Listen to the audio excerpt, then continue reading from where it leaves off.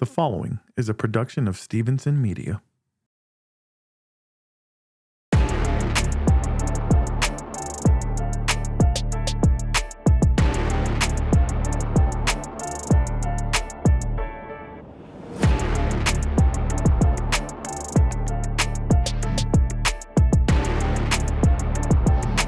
And what is going on, my Houston Texans family? And welcome to the first fun edition of the Twin Toros podcast for the 2026 season. I am one part of your show, Ruben Galvillo, my co-host, the self-proclaimed president of Houston sports, Nick Stevenson, the OG. How's it going? I'm feeling good, man. Thanks for getting up early this morning, celebrating this Houston Texans win, bro. I almost forgot what this feels like. Right? Like Almost forgot. on Sunday, I didn't even drop a video. I just said, let me enjoy this feeling. The beer was tasting good. Mm-hmm. The music was a little bit louder and clearer. The bed felt a little bit more squishier. Right. It's always fun when you get a W, especially when you spend the morning at the tailgate getting slaughtered with your people, with the Lone Star tailgaters. Shout out to them. They do a fantastic job. We're going to talk about the Houston Texans dominating the Tennessee Titans 26-0. But first, this episode is brought to you and powered by Sleeper. The NFL season is here, which means you now have a chance to 1,000 times your cash on daily fantasy football. Football has never been more exciting than it is now with players like CJ Stroud, Pat Mahomes, Lamar Jackson, Justin Jefferson, etc. Pick on stats for these stars like touchdowns, passing yards, receiving yards, fantasy points, and more for up to a 1,000 times payout on Sleeper. Get your picks right and you could win big. Use promo code 713HOU and you get up to a $100 match on your first deposit. Terms and conditions apply. Shout out to Sleeper. Yeah, CJ did you pretty good in fantasy this week. I didn't start him. Yeah, I understand. But if anybody had a hunch, then he actually did you pretty good this week. CJ looked a little different in that second half. Yeah, so I'm glad you brought that up because that's, as much criticism as we've given him, and I was giving him plenty of criticism in the first half. I counted 3 drives that I think they could have scored a touchdown that he personally either made a bad throw, missed a wide open guy, or held on to the ball too long, made a bad decision. But as much criticism, as we have given him, in that second half, he was different and he was accurate. He was getting the ball out on time, and shout out to him for doing that. I hope that can propel him forward, moving forward, to have a little bit more confidence. We just saw that body language I've been talking to you about how it was always depressing, and we saw CJ getting hype again. We saw D'Amico Ryans on the sidelines pumping the fist again. And I don't care that it was against the Titans, who their own quarterback have admitted is ass. We know they're ass. We proved they were ass.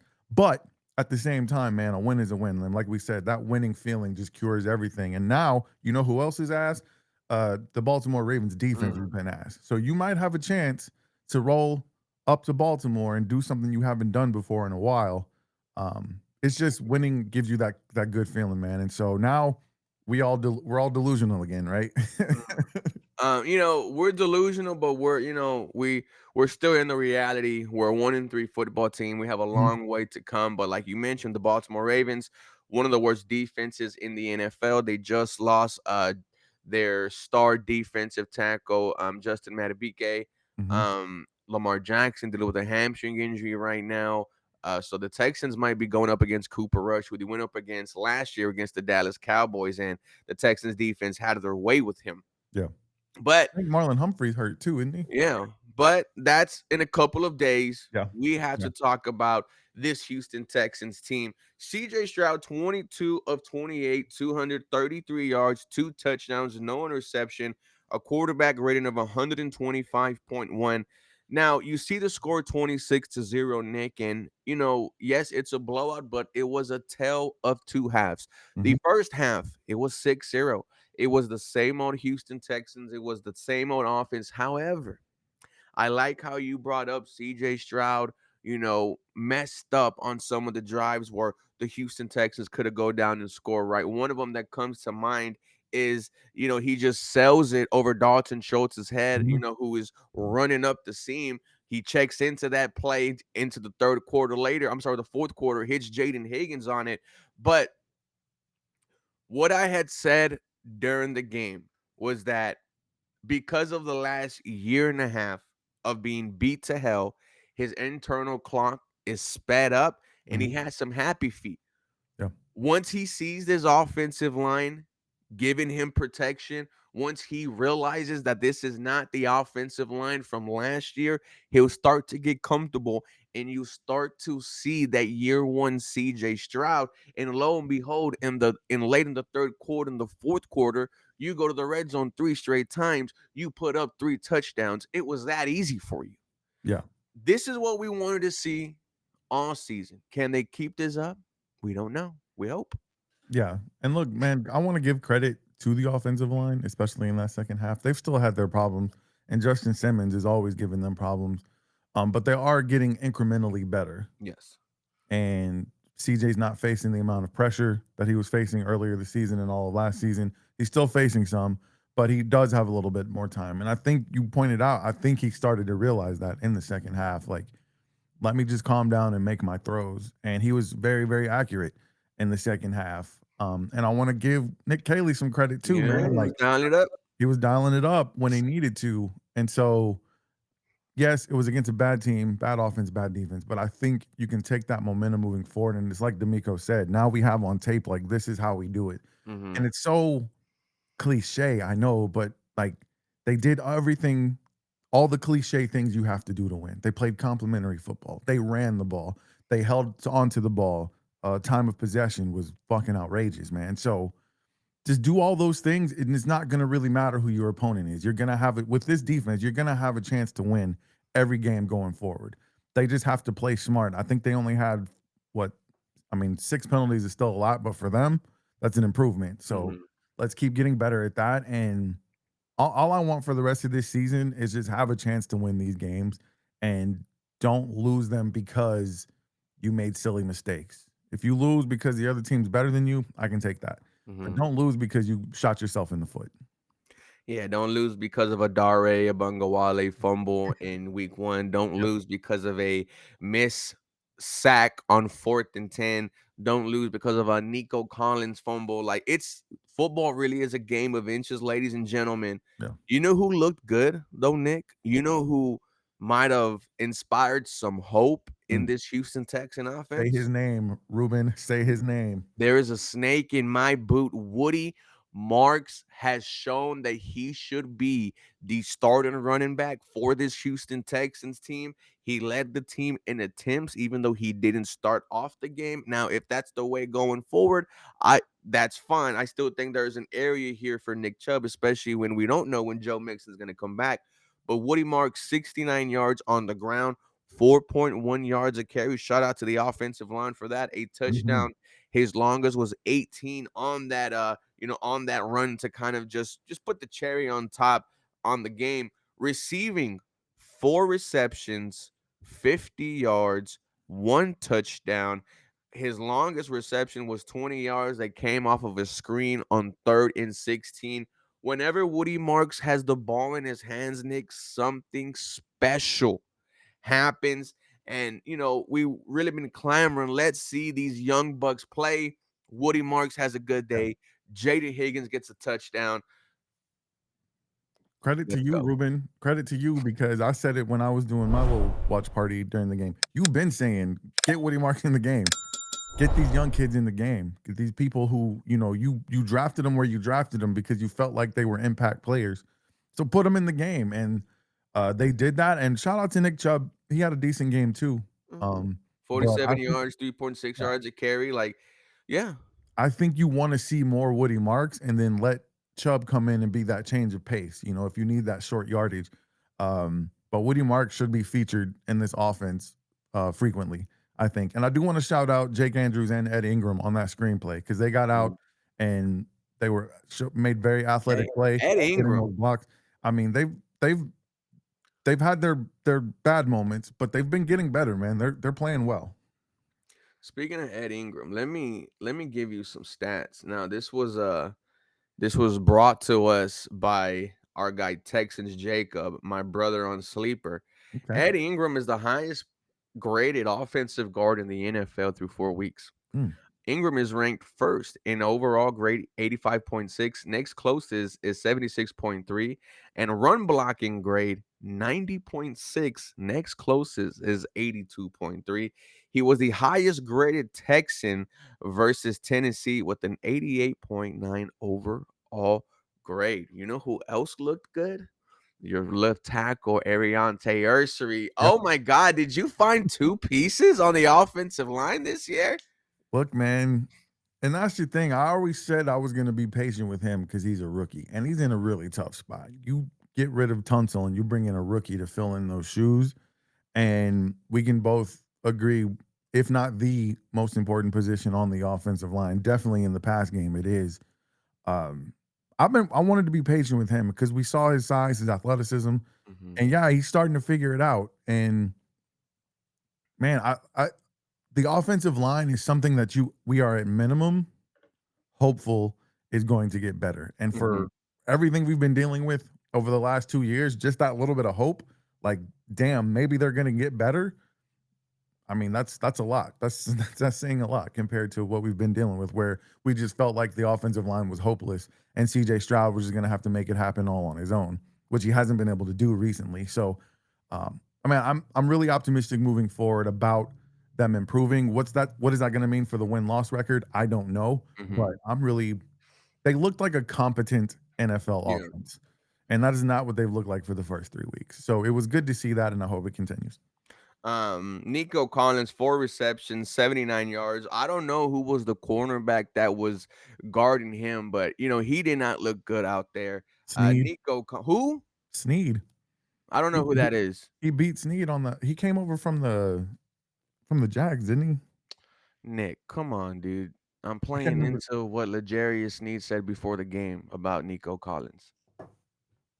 Okay, when he said who, I got you. Come You on, man. should have This told me that this ahead of this time. is this is this is this is the age gap, guys. It's not the age gap. This is the age If that gap. was if that was the Anyone plan could have caught on to that. if that was the plan, then we would talk about that ahead of time next If week. that My has bad, to bro. be planned, if My that bad, bro. has to be planned, dear Lord. But I Unfortunately, don't know who the cornerback was, Nick. I don't know alright. who he was. Me either, bro. I'm an old man. I can't remember nobody's name. Exactly.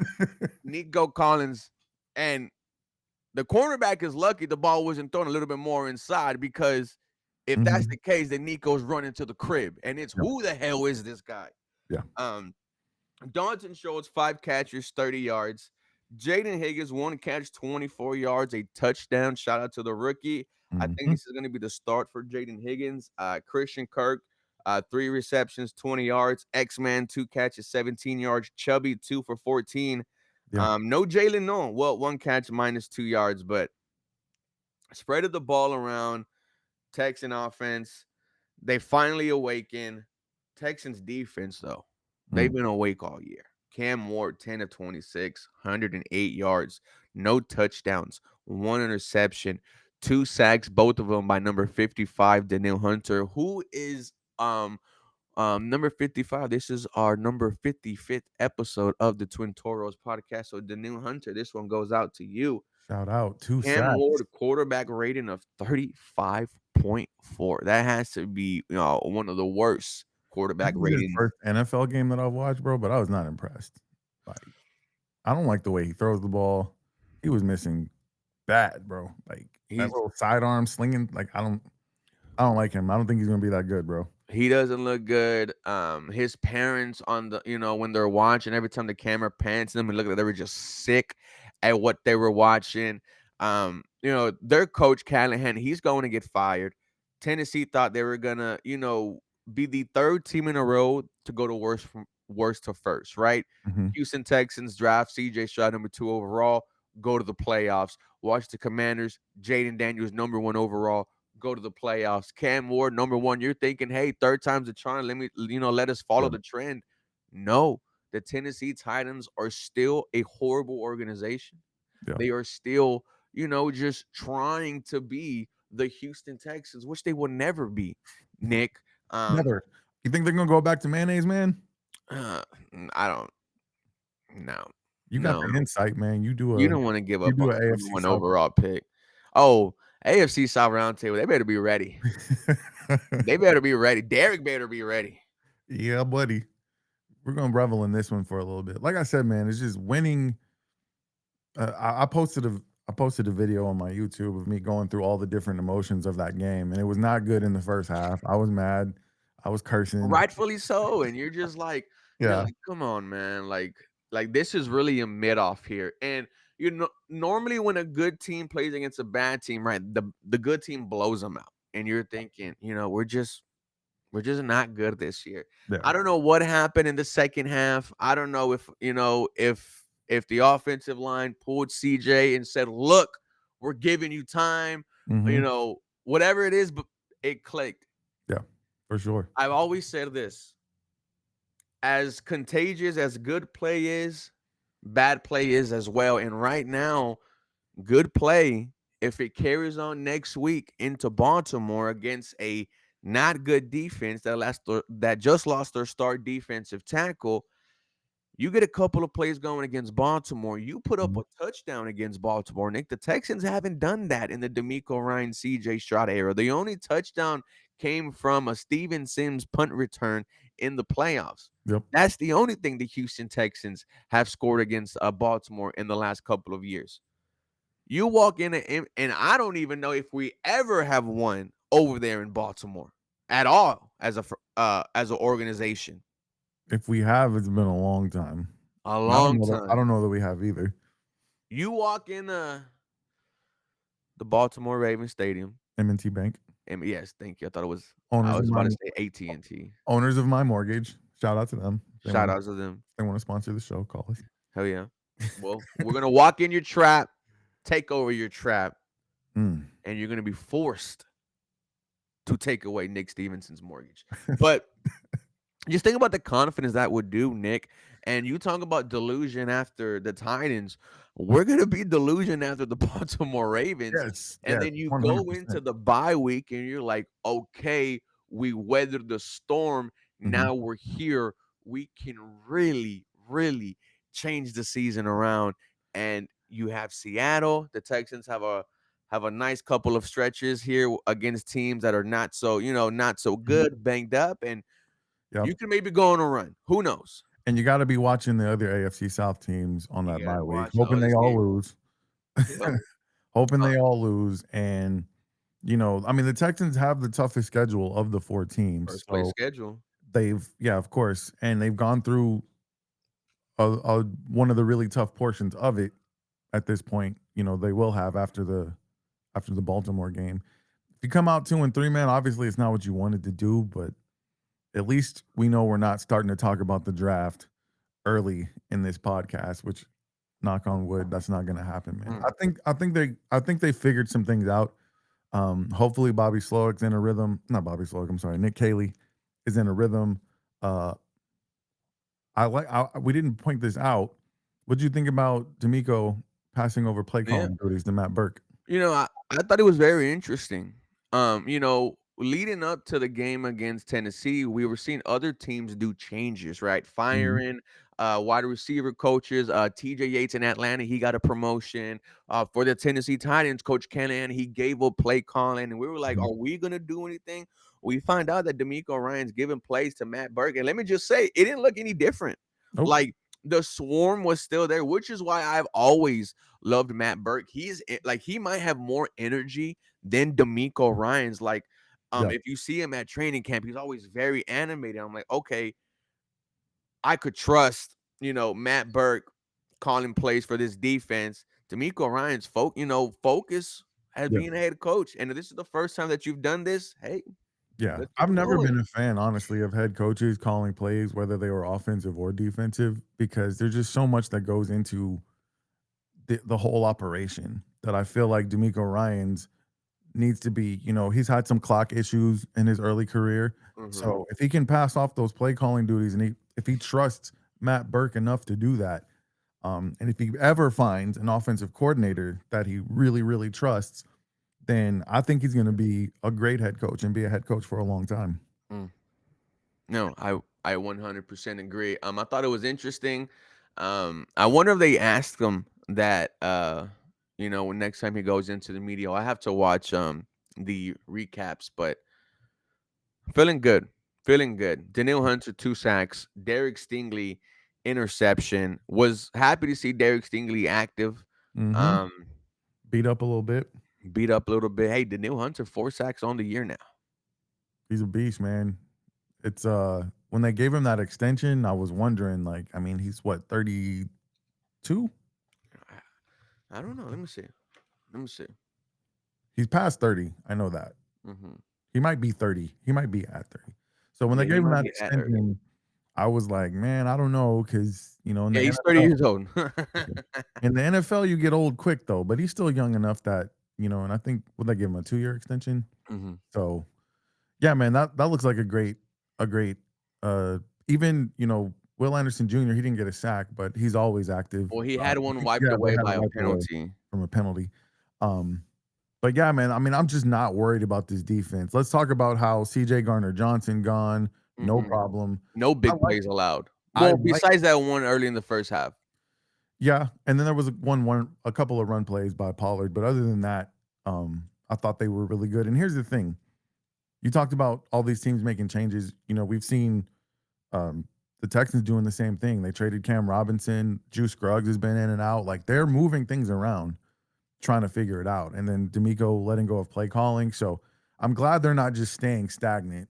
At least they're trying to figure out, hey, how do we fix this? And as a Houston Texans fan, It's a good if you sign. got to be 1-3, at least you can be happy that, hey, they're not just settling for it. They're trying to No. figure this thing out and salvage this season. How are you feeling for Baltimore? I'm not gonna lie. I'm I'm not still gonna pick gonna the Texans predict to us, and win. yeah, I'm I'm not gonna still pick not gonna predict us to win no. because when I say we haven't had any type of success against Baltimore, You gotta show me. yeah, you have to show me. Um, I'm feeling like a 6 though. I'm feeling a 6. Mm, that's Like, good. Like slightly above, because 5 would be like, yeah, I'm a 6 is good. Uh, First of all, number one, here are the things you have the advantage of. Lamar Jackson's a little bit banged up. Might not even play. So that's one. The defense has been pretty much trash. I mean, they've been getting carved up by everybody they've played. So although your offense hasn't been great this season, maybe you figured a few things out. mhm. Um, you won't be getting all that pressure up the middle, at least not from an all pro player or a Pro Bowl player. So you're telling me there's a chance. I like it. I like it. I'm going to watch with optimism and hope, but I'm not going to pick them to win. Mm. But Yeah. if they do, oh my goodness. Okay. If they do and you're 2 and 3, Yeah. we're feeling some type of way. I mean, like we're saying, "Dear God, I'm sorry to use the Lord's name." And I was like, "Oh my gosh, Yeah. month has just been just a crazy emotional roller coasters." Hmm. Um, but I'm here for it, man. That's what being a Yeah. Houston Texans fan is about. And man, when I went to I know it didn't look packed in the stadium. It was bumping outside. Oh, was it? It was That's good. bumping, and I mean every tailgate, every single one had at least There's a lot of 20 to Titans 30 fans there, people though, huh? deep. Huh? There's a lot of Titans fans there, huh? There were a lot of There always Titans is. fans, and like rightfully so, right? There are still some just here in Houston, Yeah. but the vibe outside was this team's good. They Mhm. know they're good. They just have to just put it together. They have a plus 13 point differential. I mean, shutting somebody out helps. But they're the only, We're below one of the best 500 team with a defenses in the NFL, Nick. yeah, for sure. That's what gives me hope that the season can be salvaged, especially in the AFC South.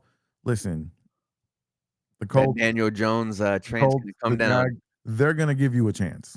Like, I don't know how big the fall off will be, but I think the season's going to be interesting as long as you can keep winning games Mm. because uh, Daniel Jones is not winning 14 games this season, bro. That's all I have to say. So they're gonna give you a chance, and that when you're in this division, anything can happen. So I'm Season's looking still forward very to it. young. Yeah, for sure, But you have to win next week. This week. You have to win. Like at all it's costs. you Yeah, have to win, even if it's by 3. You got to. With that being said, ladies and gentlemen, we just want to wish you off a happy Victory Tuesday. The Houston Texans, they dominated the Tennessee Titans 26-0. They get their first win in the AFC South Division. They are now 1-1 against the Crew. I am Ruben, one part of your show. Hope you guys have a very blessed day. That is my co-host, Nick Stevenson, the president of Houston Sports. Shout out to Sleeper for powering this episode. Use promo code 713HOU and get a $100 deposit match up to $100. We love y'all. Have a very blessed day.